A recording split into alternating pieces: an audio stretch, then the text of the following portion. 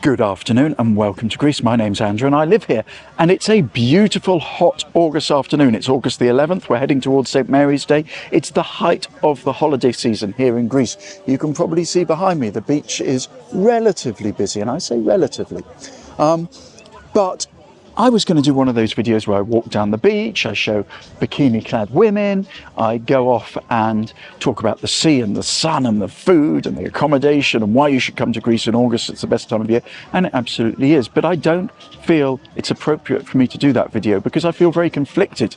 It has become very visible to me during this holiday season that for the Greeks themselves, Greece is extremely tough. Now, I've known this for ages, you know, I skirt around it in my videos, but I feel this time I actually need to do a video to talk about that specifically. This is a domestic resort. Where I am today is a domestic resort. That means that you get Greeks coming here. Yes, we get some foreigners off the boats, but it's mainly Greeks. And the reality is that this is a veneer. What you see here is a veneer.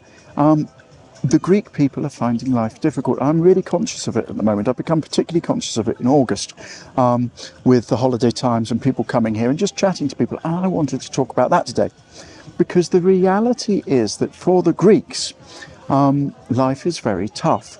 And we come here as foreigners, be it expats or holidaymakers or whatever, have a fantastic time, are treated like kings and go home impressed with the place and wanting more. But for the Greeks who live here all year round, as I said, life is very tough.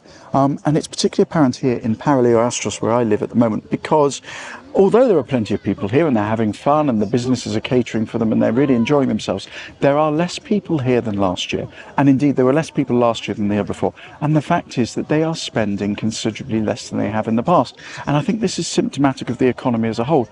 Life is becoming tougher for your everyday Greek, which is odd, really, because when you look at the overall metrics of the economy, the Greek economy is doing very well. The OECD, this fantastic economics organization that, you know, measures global economies, says that Greece is growing at 2.3% of GDP. It's outperforming the European bloc as a whole. Jobs are being created. There's more foreign direct investment. The government shouts about it all the time. The Greek economy is looking fabulous. But if we talk about what it means for the Greeks, it means nothing. Nothing is improving for the Greeks, and I'm really conscious of it this year here because you can see now the beds are not all full. We're just before St. Mary's Day here, and the beds are empty. People are not spending. It's not that Peloponnese is going downhill. It's not that the businesses aren't offering value for money. It's that the Greeks have less money to spend. And the reason is very simple. Wages in Greece are terminally low and not improving. Now, the government has made a big thing in the last year about the fact that the minimum wage has increased 50 euros a month, and that's ahead of inflation. Bravo. But that only puts the minimum wage at 880 euros a month. And lots of people in Greece earn close to or at minimum wage. It's very difficult to earn much above because the taxation system becomes so punitive on businesses that as you reward people more and more money, it becomes ineffective and costly to do so. There's no benefit to the business. It's impossible to do so. So the taxation system limits the wage growth and the wage opportunity for the majority of people in Greece. At the same time, the cost of living in Greece is very high and continuing to grow, as it is in many countries. If the UK cost of living was ranked at 100, Greece would be ranked at 80. In other words, Greece is 20% cheaper than the UK. Fantastic, that's why we have a great holiday. We come, it's cheap. Yes, it's cheap for you, but it's not cheap for the Greeks because the Greeks are earning 880 euros a month.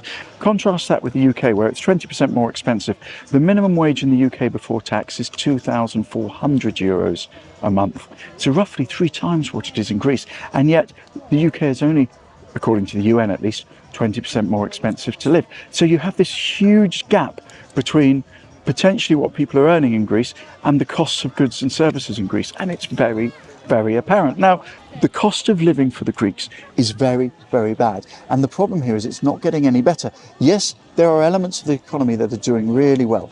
Greece is attracting a lot of foreign direct investment. There's a lot of infrastructure being built at the moment. I see construction all over the Peloponnese. That doesn't necessarily directly filter down to your everyday Greek, and it's a big problem. I don't know what they can do to change that situation. The only way you can change that situation is to reduce taxes and to increase wages. Now, let's just touch on taxes for a minute. In the UK, I said 2,400 euros a month, roughly, for minimum wage. That is before tax, but you get your first 12,500 or 12,650 or something tax-free in the UK. So the first £12,500 you earn in the UK, no tax. And then you get some benefits on top of that. If you have children, maybe if you need a fuel allowance, etc., the government will provide you benefits. In Greece, you get none of that. And the tax system here is punitive. Now, traditionally, the Greeks have had a reputation for not paying tax, probably somewhat fairly. And there are still the richer people in Greece who I suspect don't need to. But the majority of your average Joe Schmoes, the average person in Greece, now have to pay tax, and they pay punitive tax because Greece has significant debts and significant liabilities that need to be met. So if you earn €1 in Greece, you pay 9% on it. And you pay 9% up to the first 10,000. Then it leaps, and then it leaps at 20,000, then it leaps at 30,000, then it leaps at 40,000, up to 40%. So you get taxed from €1. So your €880 that you earn as a minimum wage, less than €5 an hour, is taxed at 9%. And you get no benefits on top of that. There's no child benefit here or childcare or anything like that. You rely on your family. Your family is already under stress. It's very difficult for people. And year after year after year, it has a real impact on people. And that impact is being felt here on this beach today. The government is bringing in taxes. There's a lot of foreign direct investment coming in, not only from people visiting the islands, but also now foreign corporations and businesses investing in particular infrastructure projects, hotels and so on in Greece. But they're not doing it for the good of Greeks. They're doing it because they are going to make their shareholders and their owners money. That money is often then going overseas. And some of you might say, well, that's fair enough. That's the way the world works, a global economy, but at least they're going to be taxed, corporation tax, and the people they employ, because they are creating jobs, are going to be taxed in Greece. Yes, they are to an extent, but that tax take is not enormous, and it's certainly not trickling down to the Greeks in terms of benefits in any sense. There's no benefit culture here at all. If you're unemployed, you're unemployed, good luck. And talking with people, talking with the businesses, my friends here, I don't feel I can walk around the beach and make a video extolling how wonderful Greece is in August, because I would be doing a disservice to the people on this beach. They're here in fewer numbers, they're able to spend less money, and the businesses are having to be more aggressive in their tactics to try and survive. For the first time ever, these sunbeds on this beach have a daily charge attached to them. It's only €1. You want to sit on a sunbed here, it's €1. But I've been coming here 15 years to this beach, and it's the first time they've ever had to do this. And they've done it right the way along the beach there, and it goes a mile down there. Because people come here, they sit on the bed all day, and they'll have one coffee. You can't run a business on that basis. It's very difficult for people. The businesses in the evening, the food establishments and so on, people will come, they'll order one plate between 3 people. This is a real problem, and I don't know what the Greek government's going to do to fix it, because the Greek government goes on about how wonderful Greece is, how the economy's getting better, how the debts are being paid down, how there's foreign direct investment coming in, how the minimum wage is going up. But in real terms, for the Greek people sitting on this beach, nothing is changing, and if anything, they're war weary and things are getting worse.